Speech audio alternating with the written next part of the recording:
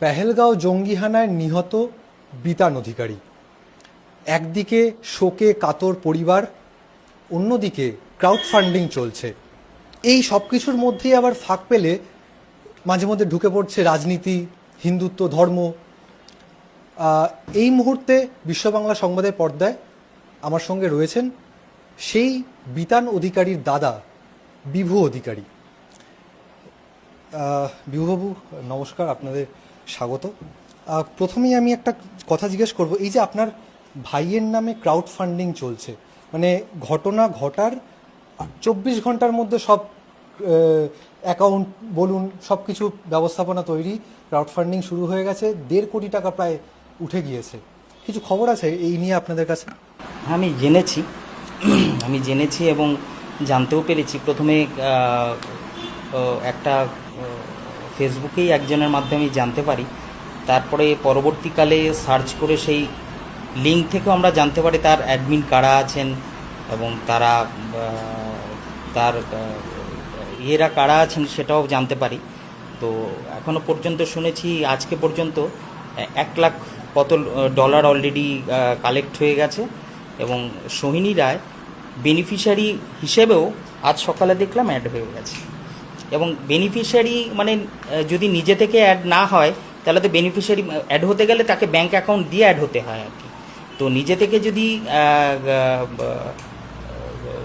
Voluntarily add না নিতে চান তাহলে হয় না। উনি নিজেই, আমি মানে যেটা মনে হয়েছে যে নিজে থেকেই উনি অ্যাড হয়েছেন এবং এখনও পর্যন্ত মানে আজকের সকালের স্ট্যাটাস একটু আগে যে উনি ভলেন্টারিলি সেটাতে অ্যাড হয়েছেন।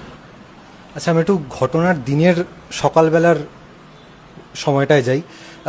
এই যে ঘটনাটা ঘটলো, খবরটা কখন কিভাবে পেলেন আপনারা? আমি টিভি দেখে জেনেছি সেদিনকার রাত্রেবেলা। আমার একজন রিলেটিভস, আমি বাইরে ছিলাম, বাড়িতে আসি, তখন বাড়িতে এসেও টিভি খুলিনি, পরে আমাকে ফোন করে একজন রিলেটিভস বলেন, আমার এক মামা, যে টিভিটা খুলে দেখ, এবিপি আনন্দ। কেন কি হয়েছে? বলে দেখ না, খুলে দেখ এখনই, আমি বলছি না। আমি খুলে দেখি, খুলতেই এবিপি আনন্দ খুলে আগেই দেখি এবং অন্যান্য চ্যানেলও আমার ভাইয়ের মুখ দেখাচ্ছে।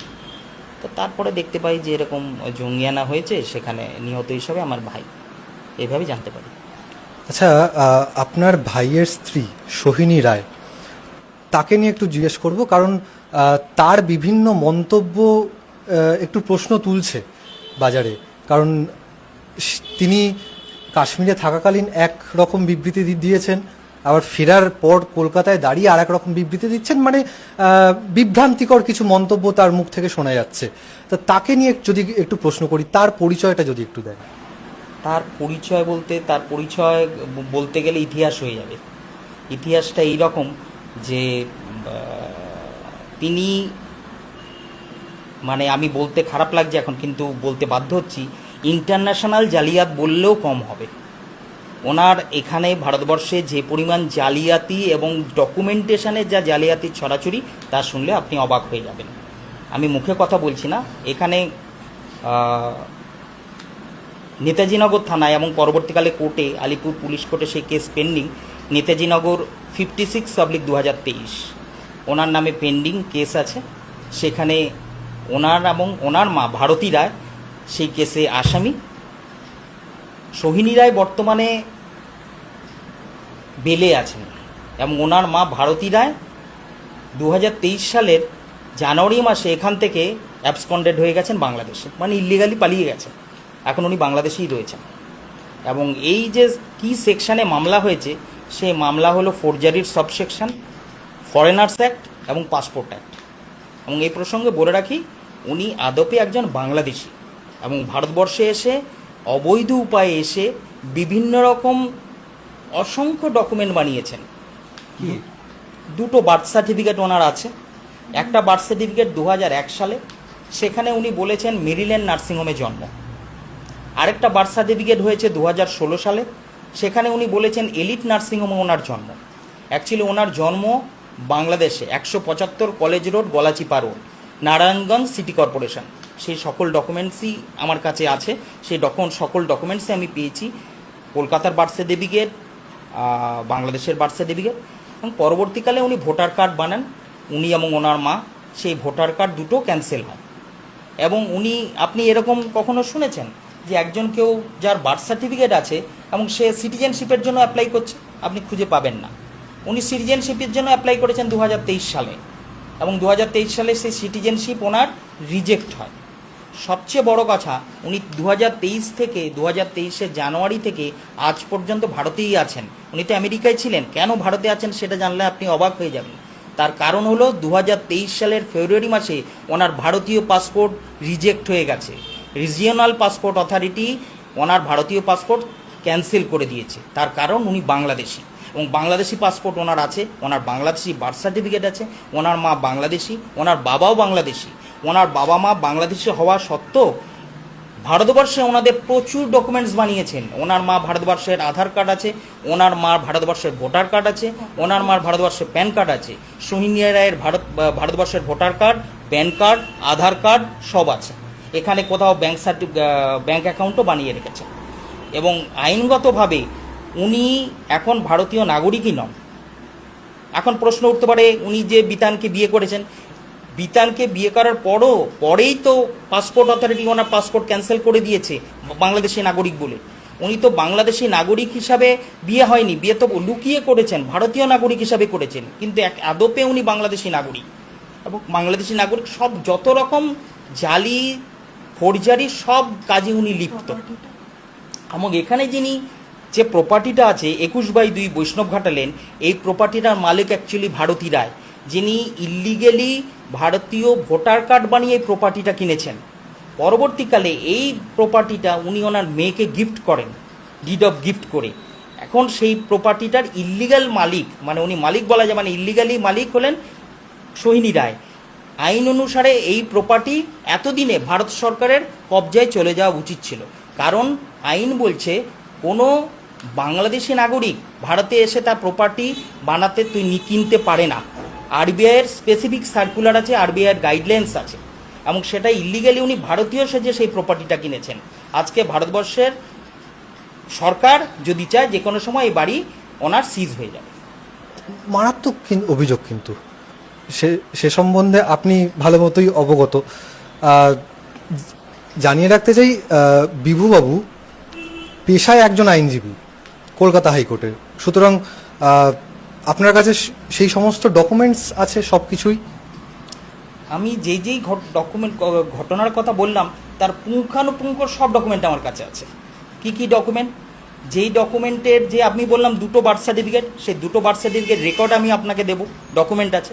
ওনার বাংলাদেশের যে বার্থ সার্টিফিকেট, বাংলাদেশের সার্টিফিকেটের ডিটেলস আমি ওনাকে দেবো। ওনার মা যে বাংলাদেশি, সে বাংলাদেশের যে এনআইডি কার্ডের কপি আমি দেবো। ওনার মা যে বাংলাদেশে এখন যেখানে আছেন সেই বাংলাদেশের ওই বাড়ির ইলেকট্রিক বিল আমি আপনাকে দেব। ওই বাংলাদেশের যে উইল, ওনার বাবা মারা গেছেন 2012 সালে, সেই বাংলাদেশের ওনার বাবার যে ডেথ সার্টিফিকেট তার কপি আমি আপনাকে দেব। ওনার বাড়ির যে উইল আছে বাংলাদেশের, সেই উইলের কপি আমি আপনাকে দেব। এবং বাই এখানে যে কেস রয়েছে, পাসপোর্ট অথরিটি যে ক্যান্সেল করেছে, সেই পাসপোর্ট অথরিটি রিপোর্ট আমি আপনাকে দেব। ওনার এখানে সিটিজেনশিপ ক্যান্সেল হয়েছে, সেই সিটিজেনশিপ ক্যান্সেলের রিপোর্ট আমি আপনাকে দেবো, অর্ডার শিট আপনাকে দেবো। আর ওনার এগেনস্টে যে এফআইআর আছে, লেটার অফ কমপ্লেন্ট আছে, সেই অথরিটি আমি আপনাকে দিতে পারি। এবং এই ডকুমেন্টস থেকে আপনার কাছে একদম ক্লিয়ার হয়ে যাবে আমার বক্তব্যের সঙ্গে, আপনি যদি ওই ডকুমেন্টগুলো মিলিয়ে রাখেন। ঘটনাটা ঘটলো সোমবার, তারপর থেকে বিভিন্ন সংবাদ মাধ্যম তাদের কাছে গেছে, সৈনির কাছে গিয়েছে। কাশ্মীরে থাকতেই বিভিন্ন সংবাদ মাধ্যম, সর্বভারতীয় সংবাদ মাধ্যম তার কথা তুলেছে। সেখানে একবার কাশ্মীরে থাকতে উনি বলেছেন যে ঘটনার বর্ণনা দেওয়ার সময় যে নির্বিচারে গুলি চালিয়েছে, কোনো ধর্ম দেখেনি, ধর্মের প্রশ্ন তোলেনি।